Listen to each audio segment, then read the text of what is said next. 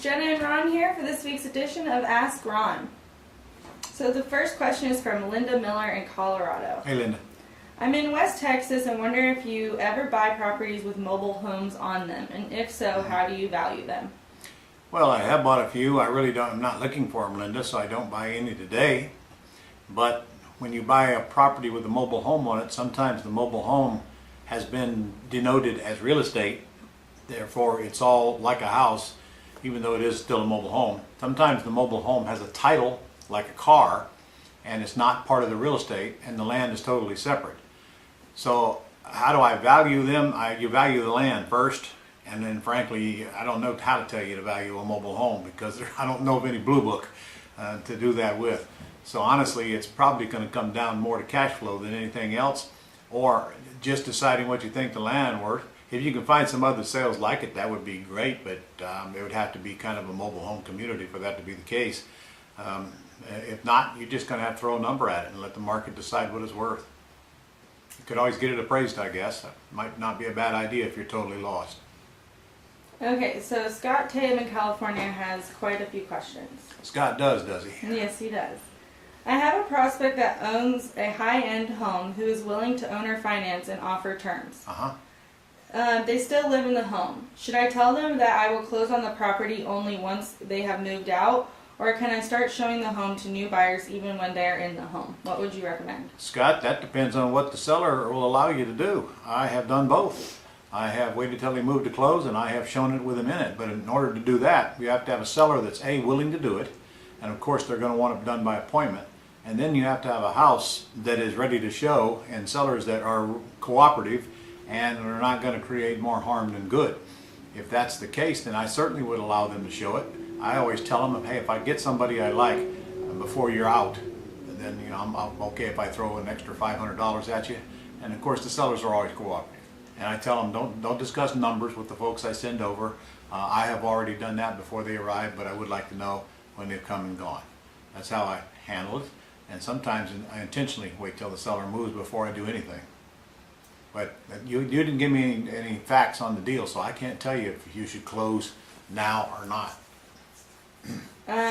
Okay, would pointer signs still work best in high-end neighborhoods? Pointer signs work everywhere you can put them. Now in gated communities you can't, but you can certainly put them outside the gate pointing into the gate. Okay. So for acts and subject to deals, do you recommend targeting only vacant or soon-to-be vacant homes since we can only show them to prospective buyers once they are vacant? No, not at all. I don't target vacant homes at all for axe deals. I mean, I don't even target axe deals because I don't do axe deals. I want to stay in them. But subject to deals come in all shapes and sizes and all price ranges. So you just target sellers who want to sell their houses, and nothing changes with the subject to deal except you're buying a subject to instead of buying it with owner financing. I don't target subject to deals. I target for sale by owners. Okay, so Scott's other scenario is, an attorney that I interviewed recently said that he can prepare all the agreements that need to be signed. He understands land trusts and the other agreements that we use and create note, etc. if we sell with owner financing. Right. While he can perform the closing in-house, he prefers we send them to an escrow company for signing, and the escrow company will conduct the closing. The title company will also issue the title insurance. That's fine, as long as an attorney is in the process representing you. You can have your attorney work with your escrow company, which they probably would anyway, but you must have an attorney representing you for a lot of very good reasons.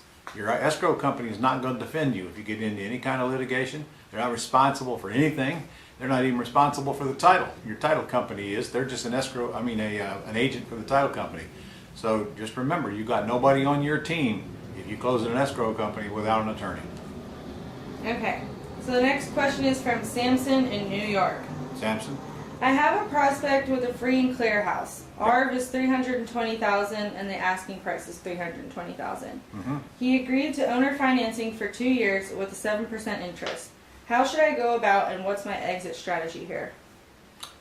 Well, gosh, that's a lot of stuff to be handling with one answer. First, you got to get a contract. And frankly, I would not close on any owner financing deal that I had a 2-year balloon on. So I would want that extended before I do anything else, probably to 5 years. You can also, in New York, when you close, you got some pretty hefty closing costs. So you may want to turn this into a lease purchase because you're going to pay those closing costs most likely. Now, you didn't give me any of the other terms. I don't know anything about the down payment. I do know that if I'm paying retail price for the property, I'm going to be, I probably don't even want to close on it, period. Lease option would be the only thing I do. That would keep me from having to pay closing costs, and that would put me in the same position to make money. If I put it out there on a sandwich lease option, I can collect a big down payment deposit. But honestly, I wouldn't close on that house if you're paying absolute top dollar for it. But first, you got to get a contract. Before you do that, you got to decide what kind of deal you want to do to know what contract to use, and then you got to check the title. And then if you're going to close on it, you got to get it to your attorney. If you're not going to close on it, you just got to get it on the market and find the buyer, then close. Honestly, that's the best I can do on this Q&A session, but sounds like based on your question, you haven't had any training. You probably want to get into my quick start school. In fact, I'm doing one up in New Jersey within the next few months. Check it out and see if you can get in. Okay, the next question is from Joe in Nevada. Joe. About 9 months ago, I put $1,000 down on 6 lots that are in a new housing development. I control the rights to purchase these for $92,000 each. I am now thinking that I would like to list these for sale at $102,000 to $105,000 and collect an assignment fee for whatever we agree to above $91,000. Do you think this is a good idea? And if so, what forms do I use to get this accomplished? And does this require an attorney? Joe, I don't have enough facts.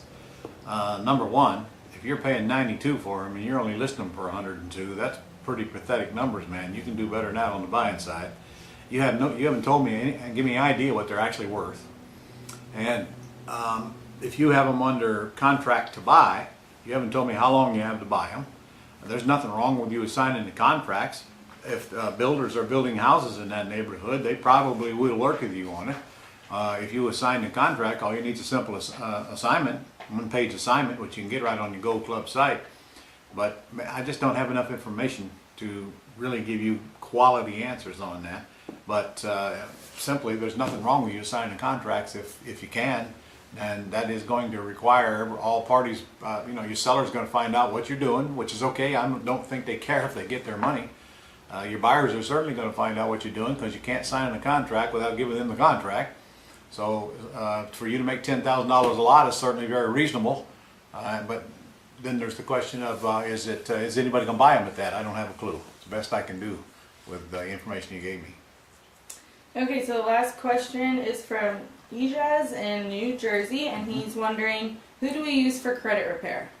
ScreenTheTenant.com. ScreenTheTenant.com. Paul Ritter, best you're going to get. $99 a month for 6 months. I've seen him raise scores from 70 to 100 points in 6 months. And that's it? Okay, guys, I want you to set aside the last week of June. Let me get you the exact date here.